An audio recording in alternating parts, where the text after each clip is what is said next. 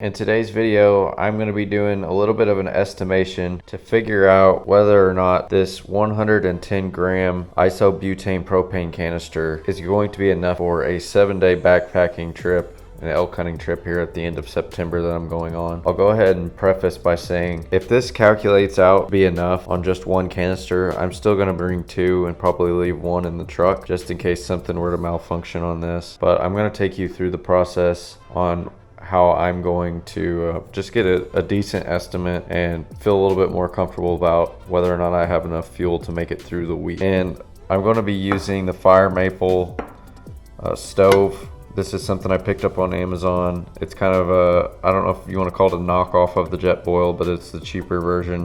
What's nice about it is I was able to actually fit one of my canisters down inside of this thing. So we'll go ahead, jump into this, and basically what I'm going to be doing is measuring the before weight and then the amount of time it takes to boil 2 cups of water, and I'm basically just going to keep the data over here on the side, and I could do it just once and get a good estimation on how long that canister is going to last. But I went ahead and picked up an extra canister, and I'm just going to see exactly how many boils I can get out of it, just to be sure. And one thing I'll say that is going to change a little bit is that I'm around 500 feet of elevation here in Illinois, 400 to 500 probably where I'm at, and where we're going to be hunting at is around 9,000 feet of elevation. So the water is going to take less time to boil at that higher altitude, so that's also going to change some things. But I figured this would be a little bit on the conservative side with it taking just a little bit longer. But one thing I did was I put one of these canisters in the fridge, and it's like 36 degrees in the fridge, so I thought that maybe it would be a good test to see if this igniter is going to work out pretty good for me or not. I know the elevation is going to change things, but there's a lot of different variables in play here, so this necessarily isn't something that you can just go on. So don't just follow this video and think, okay, he made it with 1 canister 7 days, that's going to work for me.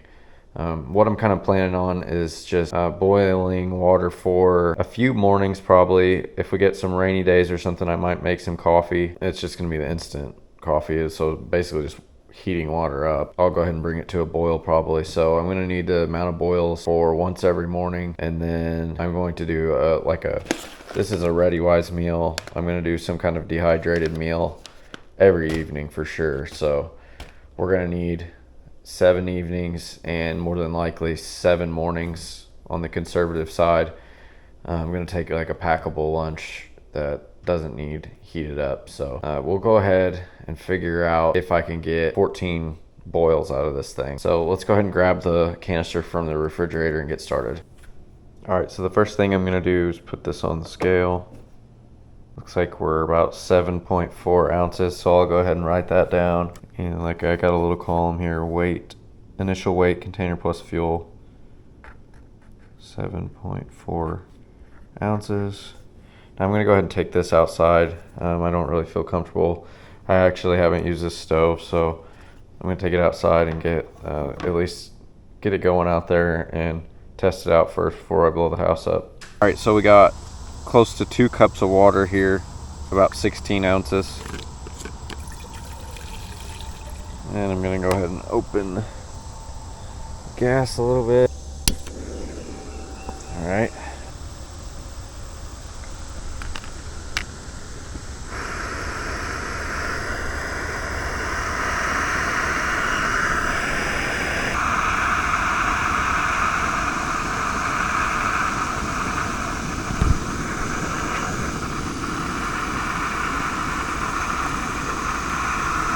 All right, so we'll call it 2 minutes and 30 seconds.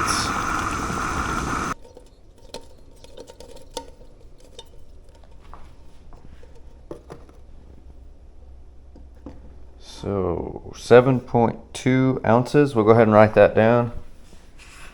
So it took 2 minutes, 30 seconds, and then we had 7.2 ounces. So right off the bat, it looks like we're about 0.2 ounces per boil. So you could figure that up.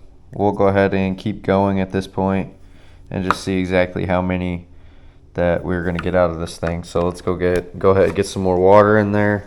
We'll go ahead and try this one out on the inside since I feel a little more comfortable now.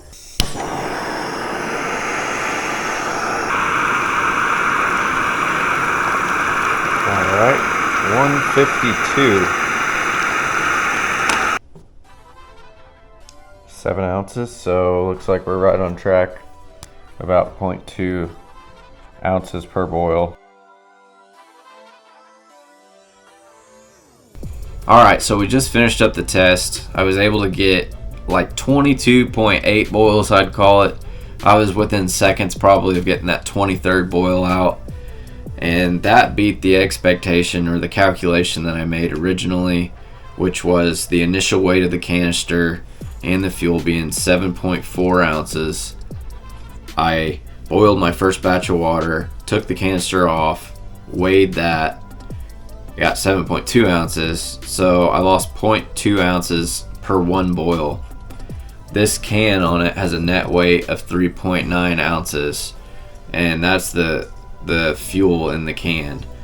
So I did 3.9 ounces divided by 0.2 ounces per boil, and that gives you 19.5 total boils, which you're not going to get a half boil. That's no good for you, so round that down to 19.